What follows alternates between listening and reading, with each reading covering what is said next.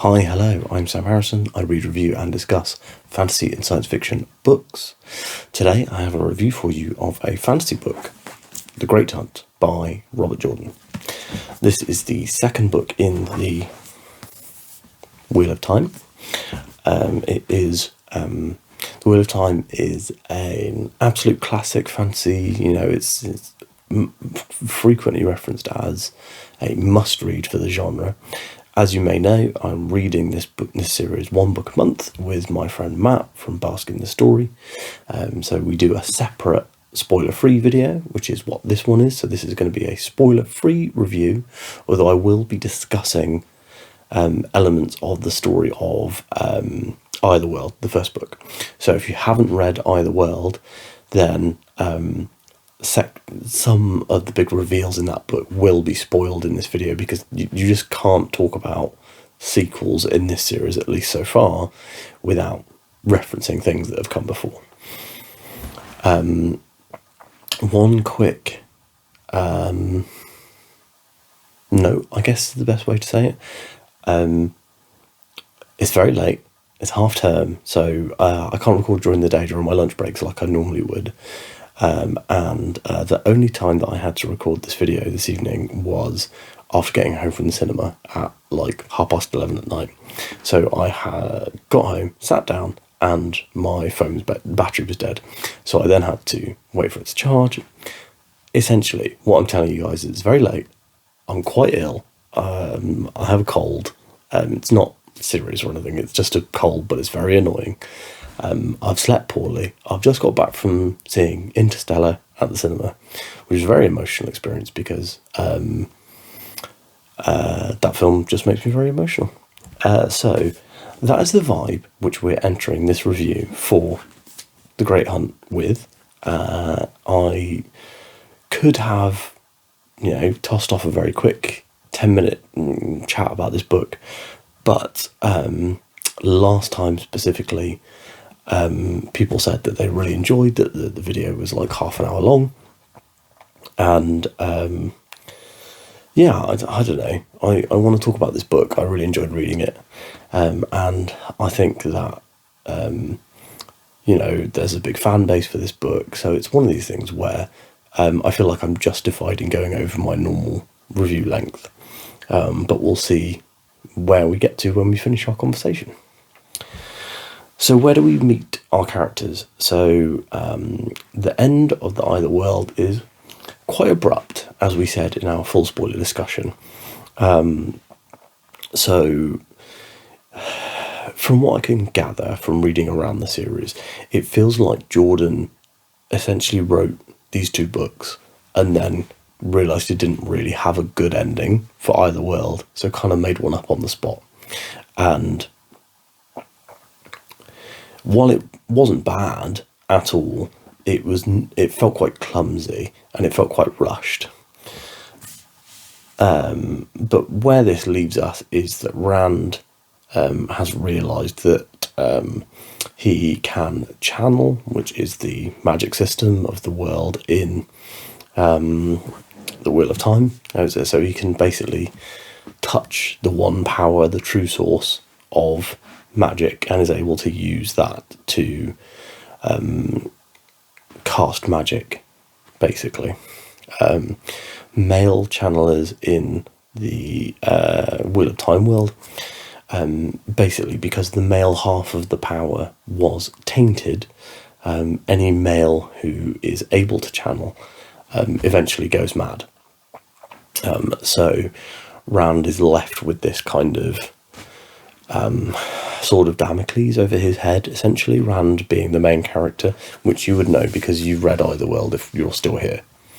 So Rand has, he's got this sort of Damocles over his head in that, and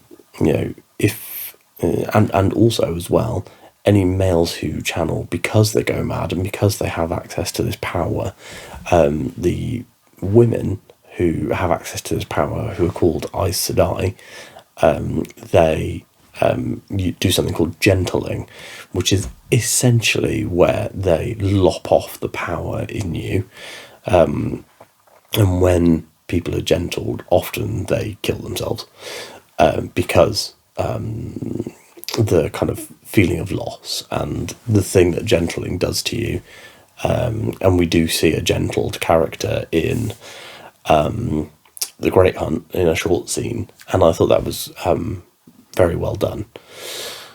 So Rand is at the top of the world, near the Blight, where they fought the Forsaken at the end of the Eye of the World, and he's kind of being shepherded into this role that he doesn't really want to play, and Moraine has kind of let on to him that he's not just any male channeler, that she believes he's the reincarnation of the dragon, who is the kind of most powerful magic user in the world, who died hundreds or thousands of years ago.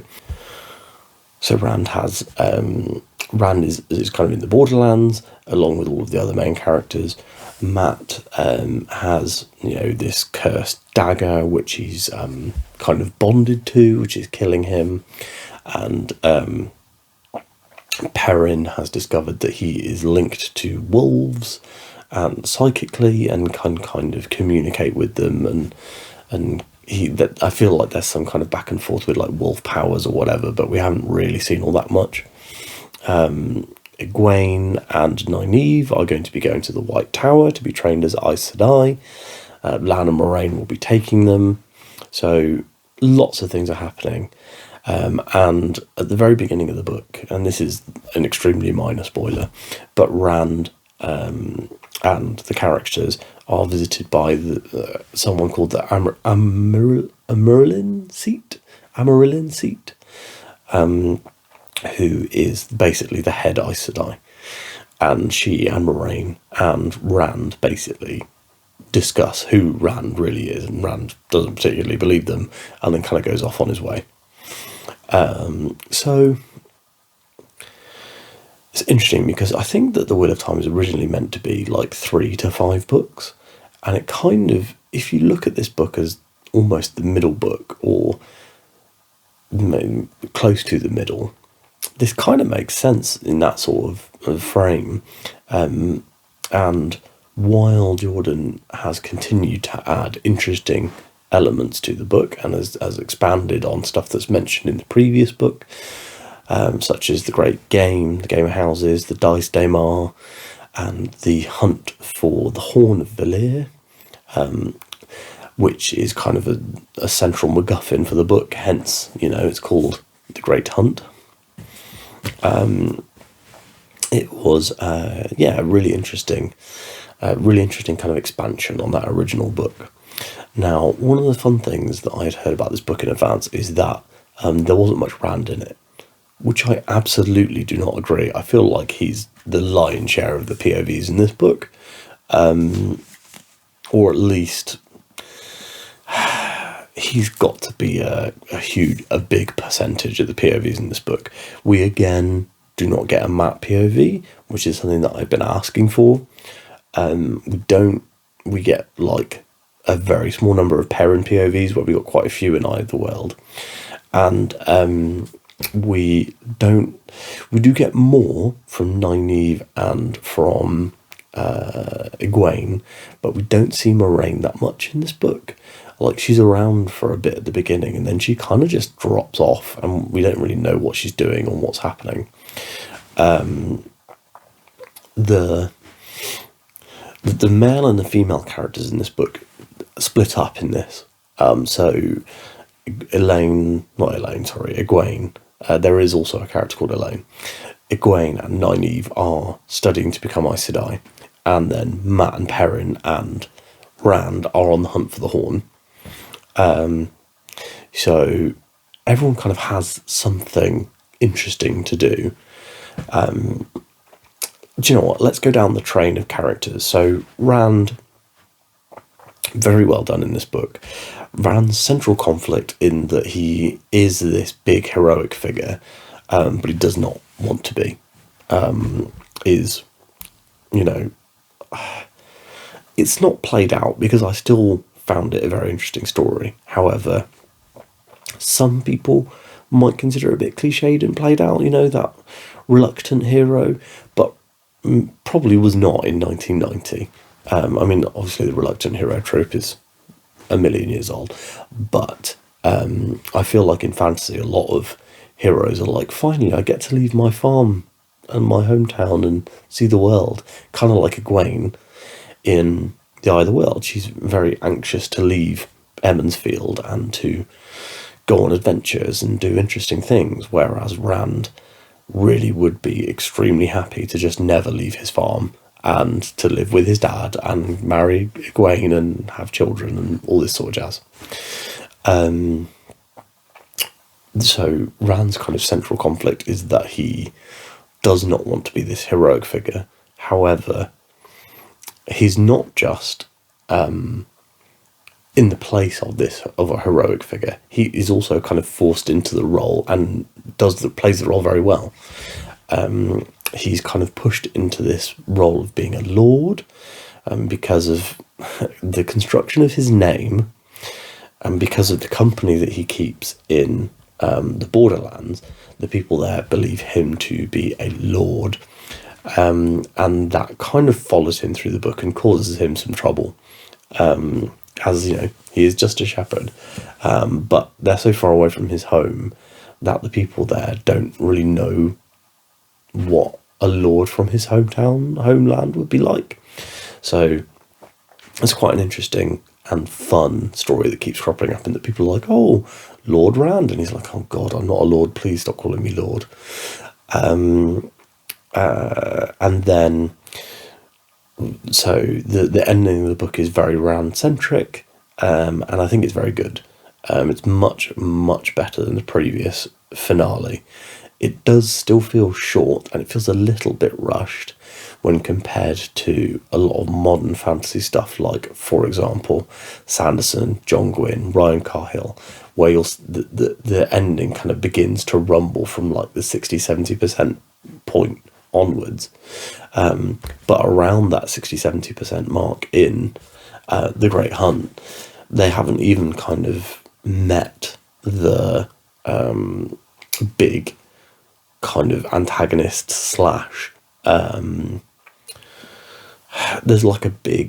there's a new faction introduced, let's say, in this book, and you don't even really see them very much until that point, until after the 60-70% point.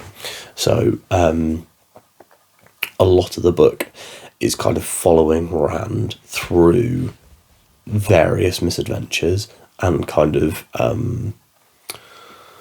diversions from the main story, if that makes sense, almost. So like Rand's goal is to hunt the Horn, and he's following the Horn as well as he can, and then he's kind of diverted from that route into kind of a magical subplot, and then comes out of that magical subplot and then into a political subplot, and then from that political subplot out into meeting these new antagonists, as it were. And it's hard for me to get out of my head when characters say they're going to do one thing and then the story makes them do another thing. This is something that Sanderson pointed out in his lectures, and now when I read books that contain it, I find it very hard to reconcile the, like, this is what I thought we were doing, and now we're doing something else, which I don't think is as interesting. And that is my big criticism around the Dias Del Mar, I think it's called, the game of houses, the great game, all of that political stuff. Just wasn't a huge fan. It felt like it was adding all of this stuff to this. It was like building up a whole big side plot, which didn't really amount to anything in this book. I'm going to assume that further down the line that it does amount to something. However, I don't know whether it would have amounted to something if the series hadn't been so popular and hadn't ballooned in size. So I'll have to, carry on reading the series and see whether it comes back up and and how it's treated and how interesting it is. But for me this time around, that was the big drag. And I think that that plus Matt still being a terrible character that I do not enjoy spending any time with, and not getting as many non-Rand POVs. I think that that's kind of what dragged the book down overall for me. So I did give this book a 4-star. However, many parts of it were 5-star read material. But I felt like when I looked at the book holistically after finishing it and thought about the sections that I kind of wished had gone past a little quicker, there was never any POV, any section of the book where I was like, I'd rather not read this, I'd rather read something else. I was always into reading the book, and I read this book quite quickly. I read it in like 6 days. I could have actually finished it on Monday if I had just stayed up a bit late. So if I'd stayed up for another 45 minutes and gone to bed at 1, I actually could have finished it on Monday, and that would have been like 5 days to finish this 700-page novel. But I decided to, because I was like, well, I can't record it on Monday night if I finish it at 1 a.m, so I might as well finish it the next day. So I finished it today, and then went straight to the cinema, came back from the cinema, and now we're here to talk about The Great Hunt. So, other characters. I feel like after Rand, the most important characters feel to me like being Egwene and Nynaeve. So, neither of them have all that much to do in this book, apart from there's a chapter where Nynaeve undergoes a test to become an Aes Sedai. That was really, really good. Really enjoyed that. I was listening to the audiobook for that section. I listened to the audiobook from 30 or 40% of this. I've been listening to the Rosamund Pike version, which I massively prefer to the Kramer and Redding version. I know that that's heresy in the Wheel of Time community, but Rosamund Pike is genuinely fantastic as an audiobook narrator. So I was listening to that section while I was doing the weekly shop and was just completely absorbed. Absolutely loved it.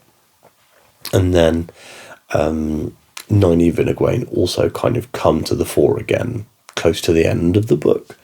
And I thought that both of those characters had a really strong showing in this book. I still wanted to see more of them.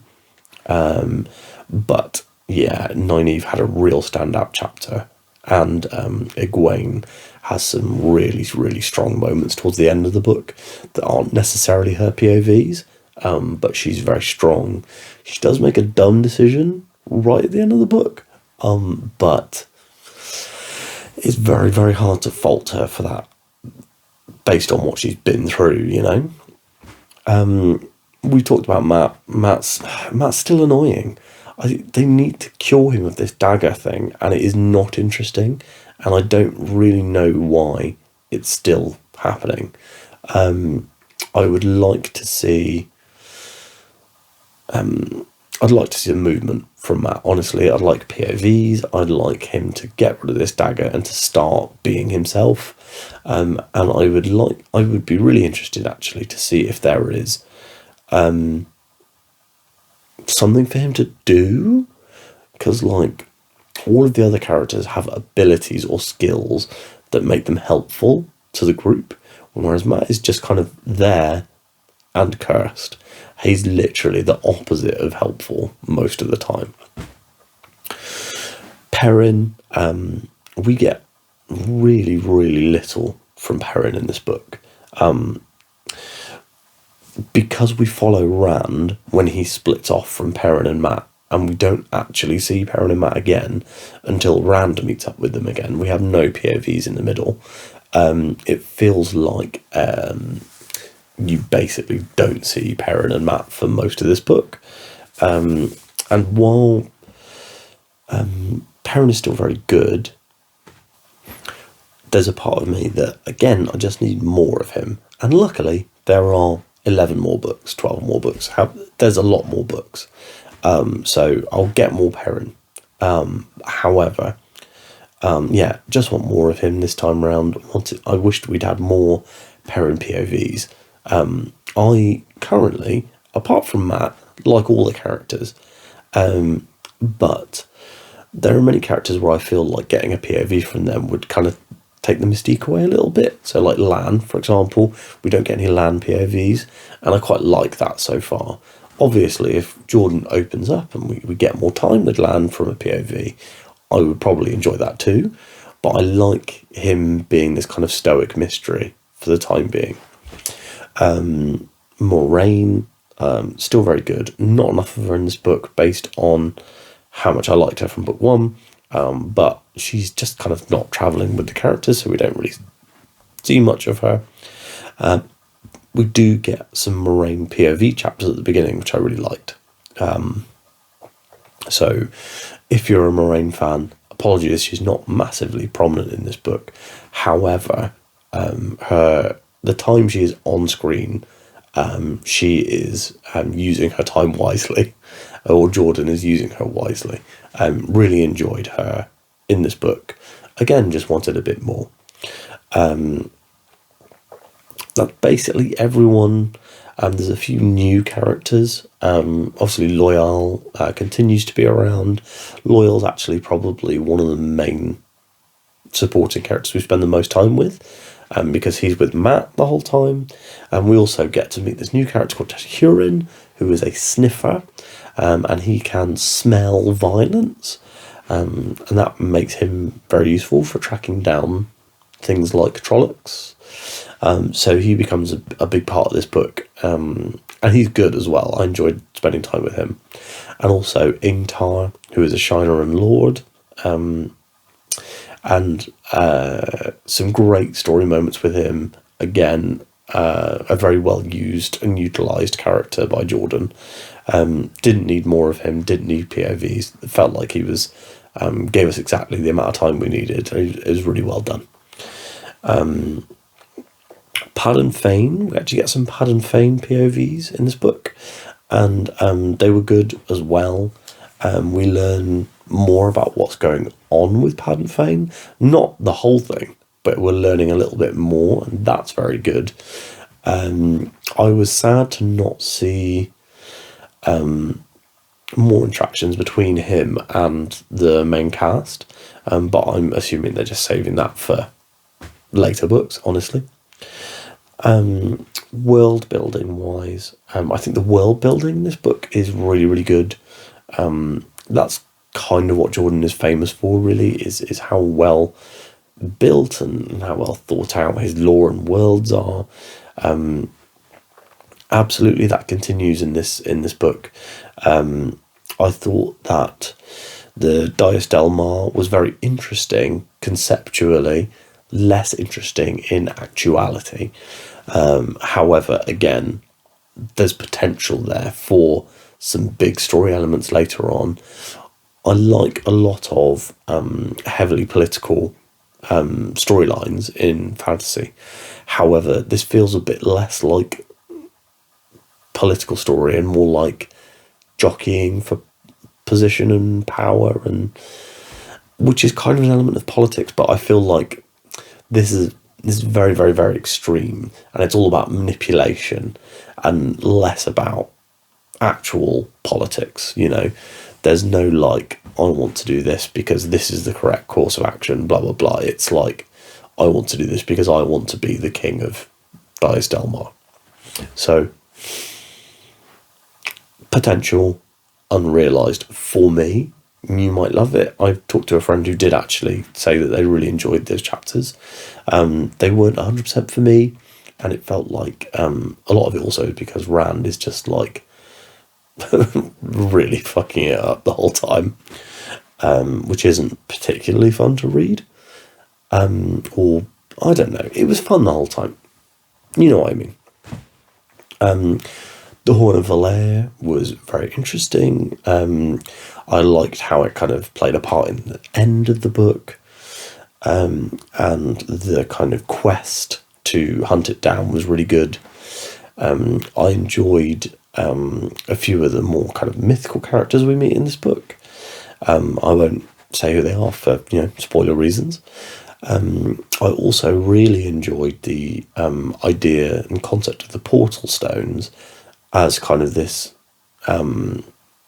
thing that the Aes Sedai studied to make the ways. Really, really interesting. Like, there's a lot of lore and world building stuff that we're only just getting that first taste. And I think that with more time, the portal stones could be very interesting, especially with the time dilation thing that happens with them. I'm looking forward to seeing more portal stone, more ways stuff, and those kind of places explored more in future books. So we're coming up on 27 minutes, and I feel like that's the sort of time where I start to close down longer reviews. So let's do that right now. Now, I really, really enjoyed The Great Hunt. I do think that I think essentially every element was stronger than The Eye of the World. I still rated this a 4-star in the same way that I rated The Eye of the World a 4-star. The Eye of the World, I feel like, got a bump because it was such a pleasant surprise. I thought it was going to be a real slog. Whereas when I got to The Great Hunt, I'm obviously not expecting a slog because I had so much fun in Eye of the World. And I did have a lot of fun here. And like I've said, with multi-POV books, often you'll get 1 or 2 duff POVs, and that just isn't the case here. Even the characters who you might traditionally think of as this person isn't going to be that exciting, fantastic POVs. Jordan has made me care about every single character in this book except Matt. And I even almost kind of care about Matt because the characters that I care about Matt. So that's kind of my wish list for The Dragon Reborn is Matt POVs and cure him with this bloody dagger. It's been 2 books now, Jordan. So yeah, excellent book. As I said, rated it 4 stars. It could easily have been 5 stars with a few more alternate perspective chapters. I would have even been happier for the book to be longer, to be honest. I sped right through it, really enjoyed it. As I said before, the Rosamund Pike audiobook narration is fantastic. If you've only listened to the Kramer and Redding one, I would encourage you to give it a try, because I did try the Kramer and Redding one and I just couldn't get on with it. Whereas I think Rosamund Pike is actually genuinely fantastic at doing men's voices as well as women's. I thought she was great the whole time through. And yeah, massive recommendation. Will I be continuing this book? Yes. So I've already bought The Dragon Reborn. I will be reading it in March along with Matt, and we're going to be inviting as a guest to the read along Ross from Hardy's Books, who wants to read The Dragon Reborn with us. So that's really exciting. The more the merrier, as we say. Well, actually, probably not more the merrier. I would say probably 3 is like the max for a read along of hosting channels. Or maybe you could probably have more, but then you'd have to have much longer spoiler videos so that everyone got to say their piece. Whereas I think we're trying to keep our spoiler videos to around an hour. Anyway, if you have read The Great Hunt, why don't you talk to me in the comments about what you thought about it, where your opinions differ from mine, where yours were the same. Please no future spoilers, because I have obviously not read the rest of the books. This is my first time reading through, and also I'm really enjoying these, so I really don't want to be spoiled. I have been spoiled on one minor aspect of the future of the books, which does sound dumb, but I'm sure I can overlook it. If you like this video, give it a like. And if you would like to catch up with me on all of my Wheel of Time stuff, I publish videos Monday through Friday. I do one non-spoiler review for Wheel of Time every month and a full spoiler discussion with my friend Matt from Bask in the Story every month. So if you want to watch the channel and watch that content, then subscribing is the best way to be notified when it goes up. Thanks so much for watching, and I will speak to you tomorrow.